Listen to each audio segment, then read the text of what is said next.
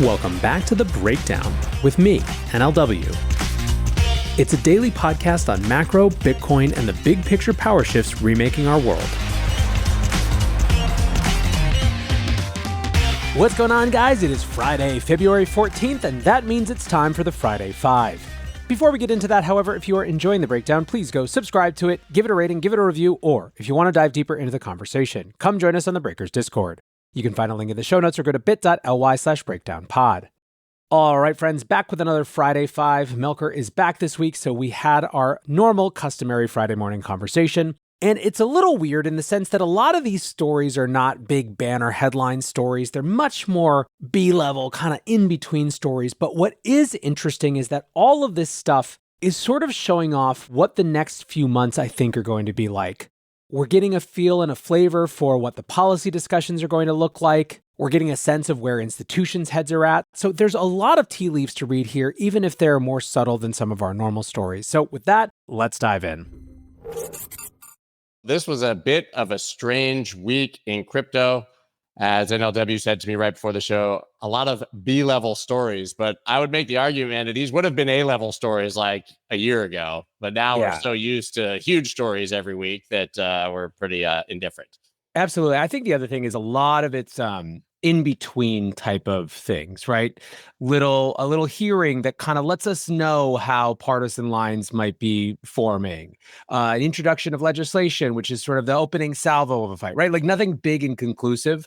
There are some, I think, stories that are maybe contradictory of the sentiment and the feeling out there, which is maybe the most interesting part of this week, but we'll get into all of that, I'm sure. Yeah, we will. I mean, you take a quick look at the market, and I think we have this just utterly flat, boring, sideways situation that's once again driving people nuts. Bitcoin is flat on 7 days, and you would think it was at zero, right? And altcoins largely, some of these are even up over the last 7 days, and you would think that they were zero. So I think that people are just looking for a catalyst to get excited about. The traditional markets hate uncertainty. And I think we need a term that describes crypto hating non-volatility. Like we hate it when things are calm. Only 10% this week. Oh my God, we absolutely hate it. Give us agony or give us rapture, but nothing in between.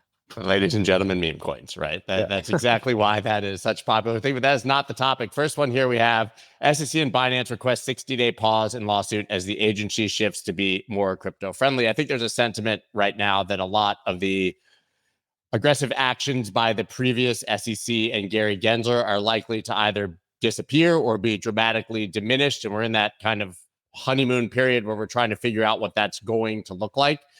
This story is just one of many about crypto and the new SEC. Obviously, we had Hester Peirce sort of laying out 10 priorities for what the new SEC would do with crypto. We had SAB 122 reverse not long ago. And we also have, I believe today, the answer on Coinbase's interlocutory appeal or whatever lawyers speak that is with the SEC, which could give us even more clarity on what's happening there. Also, what I find interesting about this SEC and Binance story is that CZ is all over it. And he's back on X, by the way, all over meme coins and talking about crypto and talking about BNB and talking about Binance. Seems like he may not be running it, but he's kind of running it. Yeah, who knows? The biggest punishment for CZ was always him having to step down. I mean, that is a man who's meant to build companies. And no amount of him saying he was going to go work on nonprofits or whatever could change that. No, look, I think that when this changing of the guard happened, and we started to get these new indications from the SEC, the big lingering question, or at least the thing that people were waiting for, was confirmation that they were going to close the file on all these open cases, which sort of still stood out as potential, pesky annoyances for these firms. And I think that the positive thing about this one is that this is sort of exactly what we would have expected, fairly soon after this new SEC took power, which is a move forward to get rid of these cases that had been dragging these particular institutions for the last couple of years. Yeah, I agree. I think they're going to go away, and I think it's going to be massively beneficial to the industry. It's just interesting. I think the market doesn't really care at this point. But once again, I think that's completely fine. the SEC coming into line with everything we ever dreamed of. I believe maybe we'll get safe harbor. Maybe we'll eventually get market structure and some clarity on what these assets are and what they can do. And we're going to actually get a little deeper into the other agencies momentarily. But the next story today has to be Powell says new inflation data shows Fed has more work to do. I would say that the story is the entire 2-day testimony by Powell and all of the different things that happened, including him getting aggressively grilled about Operation Choke Point 2.0, basically admitting that it happened begrudgingly, making basically a statement that it would not happen in the future. We have a lot going on with Jerome Powell this week. Yeah, I mean, so on that side, I think once again, speaking of things that I think that we have just been anticipating and wanting, the more public acknowledgement of this Operation Choke Point 2.0, the better in terms of the likelihood that it doesn't happen again. So that's just nothing but positive in my estimation. I think that when it comes to the inflation surprise, this is a thing that we've been nervous about, or markets have been nervous about for ever since the cutting cycle began. Really, that there would be something like this that really, not only stayed the Fed's hand in terms of their pause, but also even potentially created the conditions where we could see rates have to go in the other direction. This is it's just one reading, obviously, and I think it's too fast to overly diagnose here, but everyone from the beginning of this cycle has not wanted it to be a repeat of the past where, you think you got inflation tamped down and then it just rages right back. Yeah, I've seen a lot of economists and armchair economists unpack this data, and it's extremely mixed on the opinions they have. Some people think that we're going back to 5, 6, 7% inflation in a matter of a year. Others say if you dig in and look at where the inflation came from, i.e., eggs and shelter, there's a lot of lagging data and things that are very temporary. And you open up Trueflation and it says we're at 2.06% if you calculate it a different way. So I think the Fed is probably just going to stay on hold here until they get a lot more clarity. Once again, though, for me, Operation Choke Point 2.0 becoming such a key issue at this point, or this early in the presidency, being looked into so deeply, hundreds of documents being released, the FDIC potentially getting rolled into the Treasury, apparently. I mean, there's so much here. And, I spoke to Caitlin Long yesterday in a recording. She said, listen, this is all great news, but Custodia Bank's master account is still on hold. We don't know how many banks are going to jump into this. We still have, Michael Barr in power. There's a lot of things that still need to be cleaned up, but we're on the right path. Yeah, I think that the narrative shift is satisfyingly fast, but that is not the same ultimately as policy shifts. I think to your point, though, it is dramatic. I mean, even Warren having to sort of kowtow to the no, that shouldn't be happening, kind of line is reflective of just how radically, the narrative around this has shifted. Yeah, for anyone who missed that, Elizabeth Warren literally said it was a problem that the crypto industry was being debanked. Didn't see that coming. Yeah. Yeah, I guess every once in a while she has to say something intelligent. The next story we have is, to me, very interesting, actually. So Coinbase profit revenue surged during Trump-inspired rally. Consumer transaction revenue was up 179% sequentially, and they saw subscription services revenue as much as $765 million. And then you click over to Robinhood, they saw an 8x jump in crypto trading revenues in Q4 2024, putting pressure on Coinbase. So Robinhood did exceptionally well, and the bulk of that was an increase in crypto. What I find interesting about this story is if you take a look at sentiment, as we've discussed over and over again, you would think that retail was dead and nobody was trading anything. And this is not meme coins, right? This is Coinbase and Robinhood, who are probably the two largest exchanges touching retail and crypto in the United States, with more of the conventional crypto assets, whatever that means, and not the meme coin casino that we think is taking all the attention. So how did they grow so much? So one of the things that crypto Twitter does not recognize often is that retail is two entirely different groups. there are the denizens of said scene, the degens, who are, meme coining and fart coining and all this sort of stuff. And then there's the vast majority of what actual retail is, particularly in the United States, who are using Robinhood and Coinbase and are, looking at the top 20 alts that aren't Bitcoin, not these insane meme coins, right? If you look at like Litecoin, I think was up over the last month. The other sort of none of the other top 20 altcoins are down more. Ethereum's, I think, is the most down, is like down like 16% or something. The rest of them are sort of, whatever, like flattish or, down slightly. But I think that there's an entirely different sentiment profile for the people who are just not paying attention to Twitter, for their own sanity. And that is actually an increasingly large portion of what retail is, which is why it's such a jarring disconnect between what it feels like and, the mean streets of crypto Twitter and the behaviors that we're actually seeing. I think one of the things that's interesting to me about this is, Wall Street had gotten used to, I think, Coinbase outperforming when markets in crypto came back. The difference in these types of results, in addition to them just beating estimates by a significant margin, is the sheer volume of these things, and now Robinhood being right there with them, I think is a clear indicator that this is not just some small force that you cyclically look at when things are going well. These are incredible amounts of activity and incredible amounts of money being made from this particular type of trading. It is competing aggressively with stocks as a thing that people are doing in a way that Wall Street cannot ignore. And this is not leverage, which I think is notable, and further proof that it's not the degens, right? Because the same degens who are trading memes now are probably, aggressive by Bitcoin leverage traders on BitMEX et al.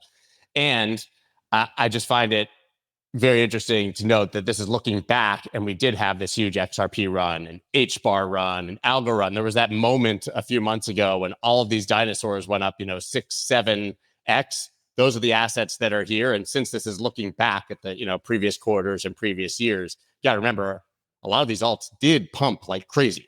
Yep. Hello, friends. I am thrilled to share that Ledger is once again partnering and sponsoring with The Breakdown. Many of you know, but for those of you who don't, Ledger is the most secure hardware wallet for your crypto and logins. It's trusted by 7 million users and secures 20% of the world's digital assets. What's more, Ledger is a lot more than wallets. Over the recent years, they've built a comprehensive ecosystem of products and services, all of which are designed to make digital ownership more secure and accessible. You can buy your Bitcoin with Ledger and Ledger Live, and so much more. Basically, not only do they want to keep your assets secure, they want you to be able to do more with them.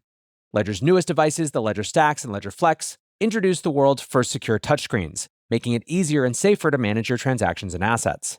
Alongside Ledger Stacks and Ledger Flex, the company also launched the Ledger Security Key app, offering a safer alternative to traditional passwords and enhancing your digital security. If you are in this space, you owe it to yourself to at least check out Ledger and their ecosystem, what they have available to you. So thanks once again to Ledger for sponsoring the show. The next story that we have here, going back to the regulators, mount up. Trump plans to pick Quintens as derivatives regulator head. This is pretty amazing. So Brian Quintens obviously was in previous administration working at the CFTC, now likely to come back and head it. Where was he in between? At Andreessen Horowitz, right? At A16Z, degenning out in the altcoin space on behalf of them, obviously at a regulatory and advisory role. Even when he was at the CFTC previously, he was extremely pro Bitcoin, pro innovation, pro crypto in general. Coincidentally, I also happened to talk to Chris Giancarlo yesterday, who was the chairman of the CFTC when Brian was there, and he could not say enough positive and wonderful things about what the CFTC is likely to look like under Brian Quintens. And then just to note, it's in that article as well, but this one went basically unreported. But Donald Trump taxed ex-Bitfury crypto exec to lead U.S. bank regulator. Right now, we have Jonathan Gould at the OC to be the head of the OCC, which is one of the major bank regulators. This guy was literally a Bitcoin miner. I mean, you can't write this stuff right now, how incredibly bullish it is for our industry. Yeah, I think so. With Brian, having now covered this industry for a very long time, Quintens was a loud vocal advocate way early on, right? Back in, the ancient days of 2018, 2019, 2020. So has been interested in this for a while. Like you said, he did a stint doing policy for A16Z. You got to be excited about that one. And then on the OCC side, this is quietly one of the more influential but less known roles. So I think that this is, we've had a so this was the position that Brian Brooks had for a very short period of time, and really tried to, basically institutionalize the inability of banks to do exactly what they did during Operation Choke Point 2.0. But all that was revealed the second, or reversed rather, the second that Biden got into power.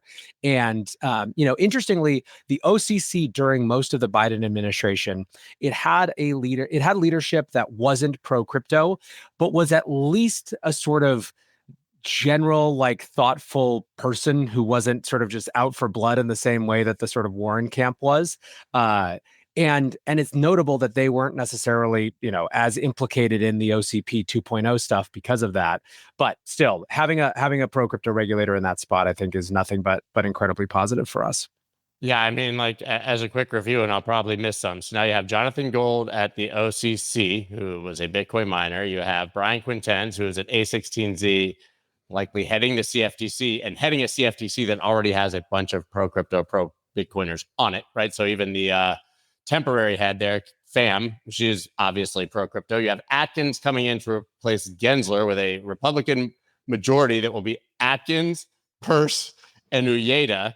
And then you can go step by step down every single cabinet position, whether they're financial or economic or crypto related or not. And it's all somehow Bitcoiners. Now, I'm not going to make the claim that they're being appointed because they're Bitcoiners, but I will make the claim that the kind of people that Trump wants in positions of power are the type of people who have done the work and understand this industry for whatever Yeah. reason. I mean, listen, I think that this is debates could be endless around, who gets what positions for what reason. But I think that there's a strong argument to be made that it would make sense theoretically to appoint people who have been correct about the trajectory of the financial system and the value of these sort of innovations earlier than their peers and colleagues have. That shows a level of engagement and foresight with the future that others don't have, and in fact have been on the exact opposite side of. So if you are looking for people to make policy with the future in mind rather than just, the past and current static situations, it makes sense, or stands to reason at least, that you would choose people who have kind of been on board with the future for a little while now. Right. And they're not just on board with the crypto future, to be fair. These are people who embrace AI, who are technologists, who believe in entrepreneurship, and basically just want to re unlock innovation in the United Yep, States. But interesting exactly. that every single one of them has done the work, like I said, and either owns this stuff, has worked in the industry, or is just generally a proponent. I think almost every single one of them has actually owned Bitcoin, which is pretty astounding. And now back to Capitol Hill. It's hard not to just talk about politics endlessly right now, but crypto industry gets a chance to make its case to U.S. Congress. This was a hearing with the very loaded title, A Golden Age of Digital Assets, hence our title, The Golden Age of Crypto Starts Now. You may remember that in his hearing on crypto, David Sachs also used the term golden age and made sure that the heads of the four committees there also said golden age. This seems to be our new vernacular. And the shift in having a congressional hearing like this, as opposed to the ones of the past, is exceptionally dramatic. Yeah, it is. Although, one of the things, there was nothing substantial from this hearing. It was highly Any of these irrelevant. hearings. Yeah, and this is par for the course. In fact, there's a real nature is healing aspect to congressional hearings no longer being front page affairs. I think we should be pleased with that, and as a general phenomenon. However, I think that, watching it a little bit closely, it certainly made clear as well that it's not going to be a bipartisan cakewalk to get things done, and that there are going to be battles still here. So it was interesting, if for no other reason than getting a pulse for what the likely attitudes of congressional opposition are going to be like when it comes to specific issues. That's right. Throw it on the table and see which sharks bite and how hard, because this was the opportunity for a lot of the anti crypto army to speak up, and they somewhat didn't. I think maybe alongside this story, we should note the amount of stablecoin legislation that's being proposed and maybe the order in which we will see legislation. I think we will get stablecoin first, maybe market structure second, and then it's who knows. But it is interesting that we have stablecoin legislation being proposed by both parties. Yeah. Right? So it's interesting. If you dig into the Waters bill, it's being positioned as basically just what she and Patrick McHenry figured out previously. But boy, is it not. It is a bill that is designed to have the veneer of total reasonableness with endless landmines and gotchas. Someone said that they wouldn't be surprised if you told them that the American Banking Association wrote this, they wouldn't be surprised. So, it's clear that the opposition knows that they have to be more clever with their fight against crypto, but it's going to be in these sort of tricky means by sneaking aggressive punishments in and regulatory loopholes and things like that. So, not as sheer bullish as it seems. Just because it says we're going to get legislation doesn't mean that we're going to like it. And I think everyone at this point would be very skeptical of something coming from Maxine Waters, who's been so critical and, of course, was so very close to SBF, right? And I think just as a side note, as when she proposed this legislation, JP Morgan came out, you guys may have missed this, and basically said, well, in a situation like this, Tether may need to sell all its Bitcoin holdings or back out of the United States, which, by the way, is true. If there's stablecoin legislation that says you have to be a United States bank chartered with depository institution to have a stablecoin in the United States, that could be problematic for all of the crypto incumbents and even for smaller institutions that want to have stablecoins. But Palo Arduino, boy, he from Tether, he shot right back at that and slammed that JP Morgan analyst. But all of this just saying, man, there's a lot of landmines, and this could still go wrong, even though we're getting legislation if it's not crafted correctly. Yep. The flip side is holding aside Waters or whoever in the Democrats is looking for these landmines. There actually is a ton of common sense middle ground where stablecoin legislation is the type of thing that you can actually build some amount of bipartisan agreement around, which I think is fairly important early in this congressional cycle. The natural tendency, I think, for this particular Congress would be to be absolutely partisan everything because of, the Democrats basically feel like they have to, or at least have historically acted like they have to be unified in opposition to Trump, no matter what it is, right? And the Republicans. So, look, there's a positive chance you've got the Torres wing of the Democrats who were likely to push back for kind of some of these common sense changes to this legislation. I think it's going to be hard to defend a lot of the things that are clearly put there as gotchas rather than as, considered policy. So I don't know, maybe it goes positively and we actually get some nice progress on this particular set of rules that allow things to move forward. Right. See, optimistic. If they're gonna slide those landmines in, they're gonna have to do it very quietly, and they're gonna have to work the room to make that happen, because we all know that being a part of the anti-crypto army is very unpopular right now, and not somewhere that a politician who may need to be reelected in the next 2 to 4 years wants to be. I think if anyone in DC has learned anything, it's that the crypto industry is too on it to be tricked by landmines. Like the first time they tried this was the infrastructure bill, however many years ago, and it ended up with the infrastructure bill being delayed for like 3 weeks because they made this choice, right? And that was before we were even well organized. Forgot about that. You are not. One line on crypto blew up the entire bill. I forgot about that. You're not gonna sneak stuff past this group. It's just not gonna work. So I don't know, whatever. I would say for the sake of just efficiency, don't try other strategies, man. Yeah, I mean, that's all of our 5 stories for the day. We kind of have this story here to bookend, which I've talked about multiple times. I showed the tweet from Matt Hogan. There's a massive disconnect between retail and pros in crypto. I'll read what he said. There's an absolutely massive disconnect between retail and professional sentiment in crypto right now. Retail sentiment is the worst it's been in years, while professional investors are extraordinarily bullish. It's like living in 2 completely separate worlds. We somewhat talked about this at the beginning, but just a reminder that all of the things that we see as FUD and negativity and sideways price action and meme coins, most of that is not even on the radar of the big money and the big institutions that are just starting to get interested in this industry. To me, what he's describing is the recipe for a massive bull run. The big money moves in first, prices go up a bit. We all know that the greatest marketing for Bitcoin is higher prices, or for crypto in general. That's what gets retail to FOMO in. nearer to the top or on the way up. So just important to remember that it's almost all good news right now, regardless of the price of the assets you may be holding. Yeah, I mean, ultimately, when you dig into this, it's not that complicated. It's just meme coins are ultimately, they have not been as exciting to people as the previous alt innovations, right? They're not as exciting as ICOs. They weren't as exciting as DeFi. They're not as exciting as NFTs. And so they're totally conditional upon the price. And it's just sort of, it's a snake that's eaten its own tail. Like, the only people that can do anything with them are insiders. There's very little like room to actually, play in the casino. So of course, the people who are sort of focused on that are depressed because there's nothing there, right? We need a better generation of altcoin excitement, basically, for that side of the market to be stoked. But to your point, there's plenty of people out there who don't give a crap about any of that, who are having a grand old time right now. And it's probably better if you're trying to understand the full range of sentiment to focus over there rather than just on the loudness on X. Yeah, if you don't like the price, just wait a little bit. This is Bitcoin after all. Guys, that's all we got for you today on the Friday Five.